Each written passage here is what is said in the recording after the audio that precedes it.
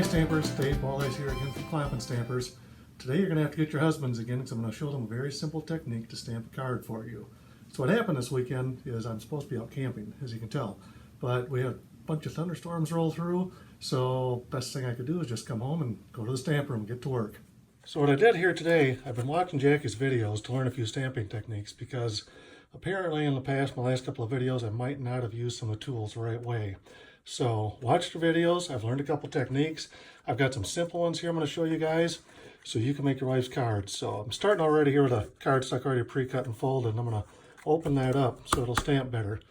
Now, I'm going to take my ink pad here and we're going to do some embossing today. I'll show you how to emboss. It's a great little technique. So I'm going to get this inked up really good. Go to the card. Get a really good impression there. You want that thing wet and sloppy with fingerprints all over the place. So that worked well. So you take your embossing powder here and you put a little on your spoon and you shake it all over the little dinosaur guy there like that until he's all covered up. Then you take the card, give a little tap, tap, tap, tap, tap, and it comes off.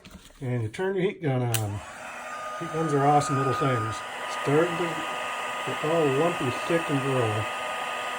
There we go. See that guy turn color like that? If you get a good picture of that, look at that, that's done. That is like true, honest to goodness dinosaur skin that would just put on that card there. Pretty awesome. So then you got to put a couple words on there too. So get rid of your embossing powder. Get yourself another ink pad here. A nice little saying on it. It's upside down. Do it upside up. A little bit of ink on there. Go over to your card. There you go. Get a nice little impression. And there we got a finished card. I love you this much. It's more than it looks, and that's because those cute little arms there. And then, of course, you get your dinosaur tracks going across here. That makes it look like it's a real dinosaur.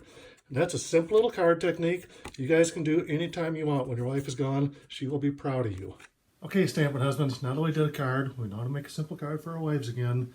I've got another technique I got to show you, just one more. Again, like I told you, I'm home from camping this weekend because of thunderstorms, so I'm missing out on my campfires and my s'mores.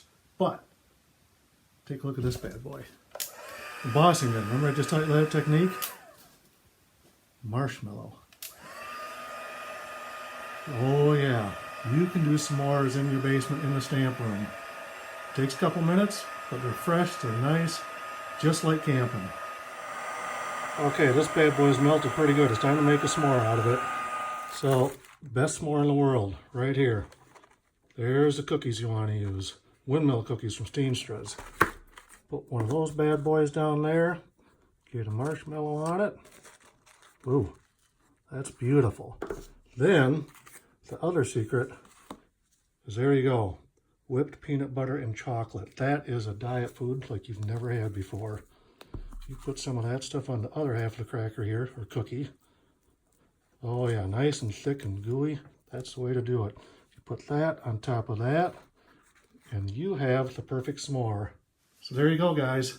Embossing gun, stamp room, marshmallows, perfect s'more. Best s'more you'll ever have in your life. Oh my. That's beautiful, guys. And it's sticky. And it's tasty. I tell you, there you go, guys. That's a secret. Just remember, I'm pulling for you.